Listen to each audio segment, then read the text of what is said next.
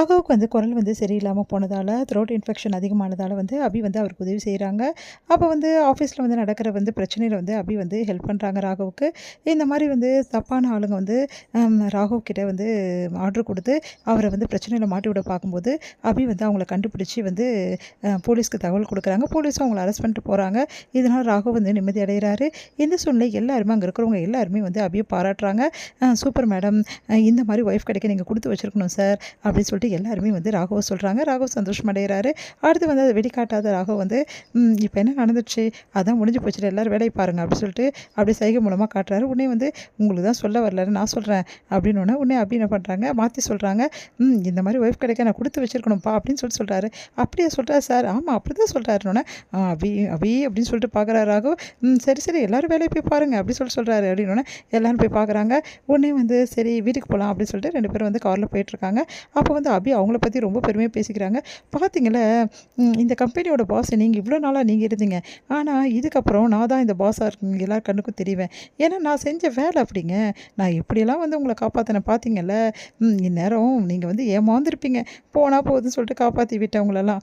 அதுக்கப்புறம் இப்போ பார்த்தீங்கன்னா இந்த கம்பெனியில் நீங்கள் வந்து செய்ய வேண்டிய வேலை எல்லாமே நான் செய்ய வேண்டியதாகிடுச்சு. இன்றைக்கி நீங்கள் பாஸ் ஆகலை கம்பெனிக்கு, நான் தான் பாஸாக இருந்தேன் அப்படின்னு சொல்லிகிட்டே வராங்க. தொடர்ந்து வந்து அவங்கள பற்றி பெருமையாக பேசுகிறாங்க. உடனே பாட்டு வச்சு வந்து டான்ஸ் ஆடுற மாதிரி வந்து பண்ணுறாங்க. ரஜினி பாட்டு வச்சு சந்தோஷமாக டான்ஸ் ஆடிட்டுருக்காங்க. அப்படியே வந்து உட்காந்துட்டே வந்து சைகை மூலமாக டான்ஸ் ஆடிட்டுருக்காங்க. இதெல்லாம் பார்க்கும்போது ராகுவுக்கு செம்ம கடுப்பாக இருக்குது. என்ன இவளை பற்றி இவ்வளோ பெருமையாக பேசிக்கிறாளேன்னு. என்ன பாஸ் என்ன பண்ணிகிட்ருக்கீங்க, இங்கே பாருங்கள் ராக்கி பாய், நீங்கள் வந்து பேசாமல் இருக்கிறது எவ்வளோ நல்லா இருக்குது தெரியுமா. உண்மையிலே இப்படியே காலம் ஃபுல்லாக பேசாமல் வந்துட்டிங்களா, நானும் வந்து நீங்கள் பேசுறதெல்லாம் ட்ரான்ஸ்லேட் பண்ணிகிட்ருப்பேன். அப்புறம் என்ன, உங்களை எல்லோரும் மதிக்க ஆரம்பிக்கிறாங்களோ இல்லை, என்னை வந்து கெத்தாக நினைக்க ஆரம்பிச்சிடுவாங்க. சரி ஓகே, இப்படியே பேசாமல் இருந்தால் நல்லா தான் இருக்கும்ல. நான் பேசாமல் இருக்கணுமா, நான் பேச இருக்கணும், டென்ஷன் ஆகிறாரு. என் டென்ஷன் ஆகுதுங்க, டென்ஷன் ஆகுங்க, கூலாக இருங்க. நீங்கள் ரொம்ப கத்துனா அப்புறம் தொண்டை இன்னும் அதிகமாகிடும். அதுக்கப்புறம் இப்போ சைகை மூலமாக காட்டுறது கூட காட்டாமல் போயிட போகிறீங்க. பாவம் நீங்கள் என்ன பண்ணுவீங்க, உங்களுக்கே வந்து வயசு இல்லை அப்படின்ற மாதிரி சொல்கிறாங்க.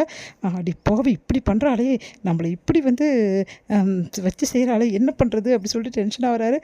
கரெக்டாக வந்து ஒரு இடத்துல வந்து நிறுத்துறாரு. ஒரு நிமிஷம் இரு, நான் வாட்டர் பாட்டில் வாங்கிட்டு வரேன் அப்படின்னு சொல்லிட்டு இறங்குறாரு. நோ பார்க்கிங்கில் வண்டியை நிறுத்திடுறாரு. நிறுத்திட்டு வந்து அவர் வந்து போய் வாங்கிட்டு வரத்துக்குள்ளேயுமே அபி என்ன பண்ணுறாங்க, சரி இவரே எப்போ பார்த்தாலும் ஓட்டிகிட்டே இருக்கார் வண்டி, நம்ம ஒரு நாள் ஓட்டினாண்ணா அப்படின்னு சொல்லிட்டு டிரைவர் சீட்டுக்கு மாட்டுறாங்க. மாற்றி உட்காந்துட்டு வந்து ட்ரைவ் பண்ணுற மாதிரி சீன் போட்டுட்ருக்காங்க. அப்படியே ஜாலியாக.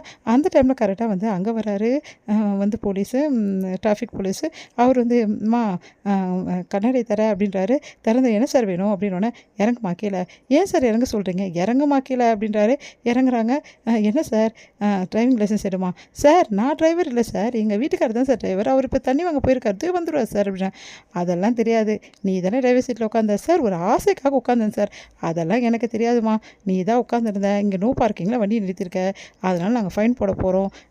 நீ நீ என்ன சொல்கிற, முதல்ல டிரைவிங் லைசன்ஸ் எடு அப்படின்றாரு. ஐயோ, நான் டிரைவிங் லைசன்ஸ்லாம் எனக்கு இல்லை சார், எனக்கு கார் டிரைவிங் லைசன்ஸே இல்லை சார், கார் டிரைவிங் லைசன்ஸே இல்லாமல் நீ கார் ஓட்டுறியா அப்படின்றாரு. சார் நிஜமாவே இல்லை சார் அப்படின்னோடனே, இல்லை அதெல்லாம் தெரியாதுமா, உன்னெல்லாம் விட முடியாது, ஃபைன் போட போகிற உனக்கு அப்படின்னோடனே, ஐயோ சார் என்னை விட்டுருங்க சார், எனக்கு பயமாக இருக்குது அப்படின்னோடனே, பயப்படுற மாதிரி தெரியலையே அப்படி சொல்லிட்டு இருக்காரு. உடனே அந்த டைமில் ராகவ் வராரு. ராகவ் பார்த்துட்டு, சார் இவர் தான் சார் என் வீட்டுக்காரு, வேணா நீங்களே கேட்டுங்க சார், அவர் தான் சார் ட்ரை பண்ணிட்டு வந்தார் அப்படின்னோடனே அமைதியாக இருக்கார் ராகவ். என்ன சார் அமைதியாக இருக்காருன்னு பார்க்குறீங்களா சார், அவருக்கு த்ரோட் இன்ஃபெக்ஷன் சார், அவருக்கு வந்து வாய் பேச முடியாது சார் அப்படின்னோடனே, அப்படியா சார், உங்களை எனக்கு தெரியும் சார், ராகவ் சார் நீங்களா அப்படின்னோடனே அமைதியாக இருக்கார். உடனே வந்து சார் இவங்க உங்கள் ஒய்ஃபா சார் அப்படின்றாங்க. அதுக்கு அமைதியாக இருக்கார். இல்லை சார் அமைதியாக இருக்கீங்க, அப்போ இல்லையா, அப்போ இவ்வளோ நேரம் நீ போய் சொன்னியா, நடமா ஸ்டேஷனுக்கு அப்படின்னோடனே, சார் நான் ஏன் சார் நடக்கணும், ஏன் சார் இப்படி பண்ணீங்க, அப்போ டிரைவிங் லைசன்ஸ் இல்லை உங்ககிட்ட, அப்போ ஃபைன் போட்டு தான் ஆவேன், நீ முதல்ல ஸ்டேஷனில் வந்து ஃபைனை கட்டு அப்படின்னோடனே, சார் என்னை விட்டுருங்க சார் ப்ளீஸ் சார், ஐயோ இவர் இப்போன்னு பார்த்து பழி வாங்குறாரு, நான் என்ன பண்ணுறதுன்னு தெரியலையே அப்படின்னு ராகவ பார்க்க ராகவ் உள்ளுக்குள்ளேயே சிரிக்கிறாரு. நல்லா மாட்டினேன் என்கிட்ட அப்படின்னு சொல்லிட்டு. உடனே யோசிக்கிறாங்க, ஓ நம்ம வண்டியில் வரும்போது அவர் நம்மளை பற்றி கெத்தாக பேசிட்டு வந்தோம்ல, அதனால் ஹர்ட் ஆகிட்டாரா, இப்போ என்ன பண்ணுறதுன்னு தெரியலையே, வேறு வழியே இல்லை, காலில் விழ வேண்டியதான் அப்படின்னு சொல்லிட்டு, ப்ளீஸ் ப்ளீஸ் தயவு செய்து என்ன மன்னிச்சிடுங்க, நான் தெரியாமல் ஓவராக பில்டப் பண்ணிட்டேன், இதுக்கப்புறம் இப்படிலாம் பண்ண மாட்டேன் ப்ளீஸ் ப்ளீஸ்னு சொல்லிட்டு காதை பிடிச்சிட்டு அப்படியே கேட்குறாங்க, கெஞ்சுறாங்க.